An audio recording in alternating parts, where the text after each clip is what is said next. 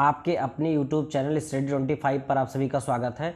हम लोग सीटेट परीक्षा के ईवीएस पढ़ रहे हैं। ईवीएस का ये तीसरा वीडियो है जो पश्मीना शाल से संबंधित है। ये बहुत महत्वपूर्ण है और कई बार परीक्षाओं में पूछा गया है और इस बार की परीक्षा में पूछे जाने की संभावनाएं बहुत ज़्यादा हैं, क्योंकि इस क्षेत्र में एक तनाव है भारत और चाइना के मध्य, और लद्दाख क्षेत्र में ही ये पश्मीना जो बकरियां होती हैं या जो चांगपा जनजाति है, इस पर एक संकट की स्थिति बनी हुई है। इसलिए इस बार के सीटेट में ये प्रश्न पूछा जाने के लिए बहुत महत्वपूर्ण है। चलिए इस टॉपिक के बारे में हम जितनी जानकारी हो सकती है उतनी जानकारी कर लेते हैं, जिससे कि अगर सीटेट में कोई सवाल आए तो गलत ना हो। अब देखिए, पहले तो एक जनजाति के बारे में जानना है। उस जनजाति का नाम है चांगपा जनजाति। चांगपा जनजाति।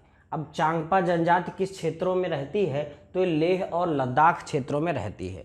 पहले जब आप किताब पढ़ते थे तो आपको पता चलता था कि जम्मू कश्मीर के लद्दाख क्षेत्र में, लेकिन अभी लद्दाख जो है वो केंद्र शासित क्षेत्र बन गया है। तो ये लद्दाख क्षेत्र में चांगपा एक जनजाति है, वो जनजाति रहती है। एक पर्टिकुलर इस चांगपा का जो मतलब होता है वो होता है चांगथांग।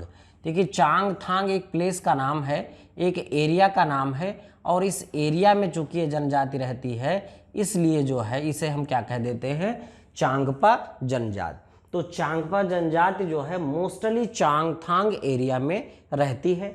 अब देखेंगे ये जनजाति जो है खानाबदोश है जनजाति। खानाबदोश जनजाति उसे कहते हैं जो समय समय पर अपना लोकेशन चेंज करते रहते हैं, अपना स्थान चेंज करते रहते हैं। इनका जो मुख्य जो व्यवसाय है वो पशुपालन ही होता है। भेड़ पालते हैं, बकरियां पालते हैं, याक पालते हैं। अब इसमें एक चीज़ और जानिएगा कि जो चांगपा जनजाति है वो जो टेंट बनाते हैं रहने के लिए, उस टेंट का नाम होता है रेबो। उस टेंट को क्या कहते हैं, रेबो।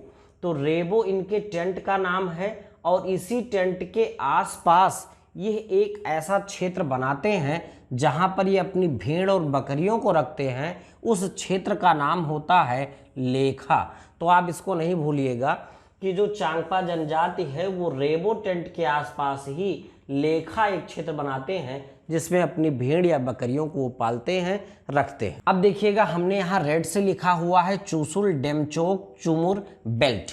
रेड से लिखने का मतलब है अभी जो भारत और चाइना के मध्य जो विवाद चल रहा है, अभी जल्द ही न्यूज़ में सुना होगा, तो ये जो चुशुल डेमचोक चुमुर बेल्ट है, यही इसी बेल्ट में भारत और चाइना के मध्य विवाद चल रहा है।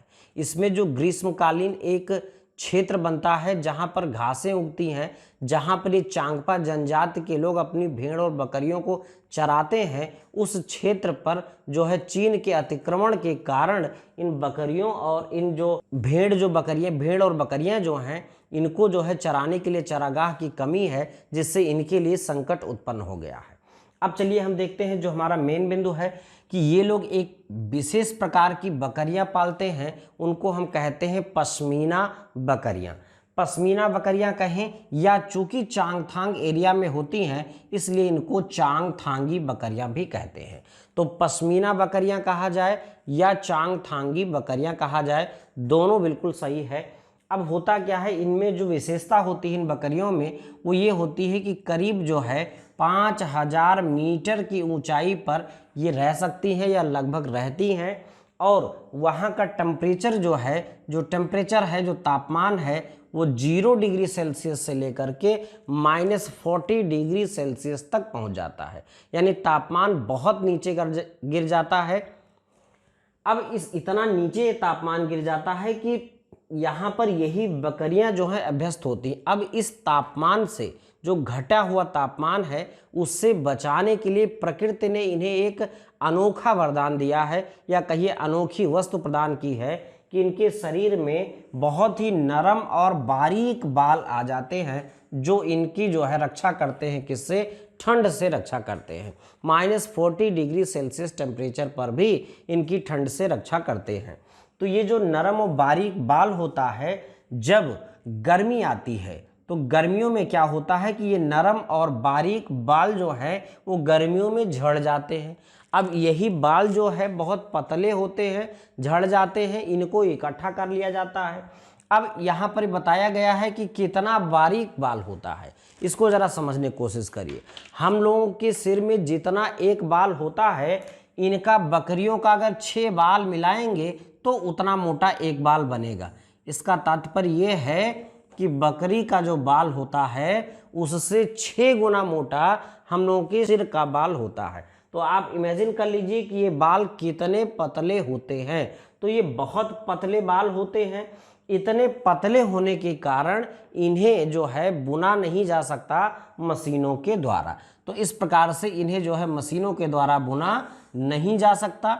अब मशीनों के द्वारा नहीं बुना जा सकता तो इसको जो है बुनकरों के द्वारा बुना जाएगा, और वो भी साधारण बुनकर नहीं, कुछ विशेष बुनकर होते हैं उनके द्वारा बुना जाता है इन्हें, और बुन करके एक शाल तैयार की जाती है जो कि बहुत गर्म करती है।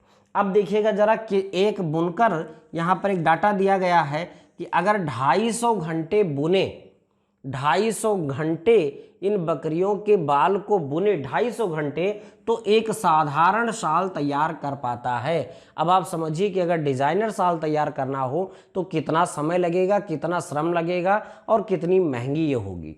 और जब ये शाल बनकर तैयार होती है तो जैसे हम लोगों के 6 स्वेटर के बराबर ये गर्मी दे सकती है। यानी एक शाल जो कि बहुत पतली होती है, पश्मीना शाल, वो 6 स्वेटर के बराबर गर्मी हमें देती है। ये जान लीजिए कि ये भी जितने भी फैक्ट हैं ये आपके लिए बहुत महत्वपूर्ण हैं। इन फैक्ट्स को अगर याद रखेंगे तो इससे ज़्यादा कभी पूछा नहीं गया है।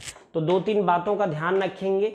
चांगपा जनजाति लेह लद्दाख क्षेत्र में, चांगथांग एरिया में खानोबदोश जनजाति हैं। इनके टेंट को रेबो कहते हैं, और जहां ये अपनी भेड़ बकरियां पालते हैं, रखते हैं, उसको हम लेखा के नाम से जानते हैं। अब ये जो खास प्रकार की बकरियां पालते हैं उन्हें पश्मीना बकरियां कहते हैं, या चांगथांगी बकरियां भी इन्हें कहते हैं।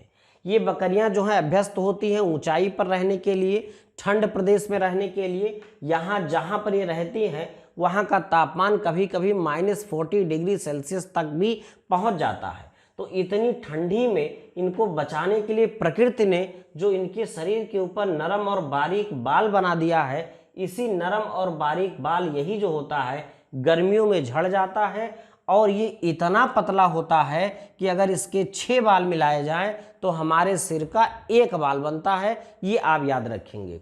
अब इतना पतला होने के कारण इसे मशीनों द्वारा बुना नहीं जा सकता, इसलिए विशेष बुनकरों द्वारा इसकी बुनाई की जाती है। और एक बुनकर अगर लगभग, या अंदाजा लगाया गया है कि 250 घंटे अगर मेहनत करता है, बुनता है, तो एक साधारण सी शाल तैयार होती है। और ये लगभग गर्मी कितनी देगी? 6 स्वेटरों के बराबर गर्मी देती है। और आप जानिए कि दुनिया की सबसे बेहतरीन किस्म की पश्मीना शाल यहाँ तैयार की जाती है। यही इनका जो है व्यवसाय है।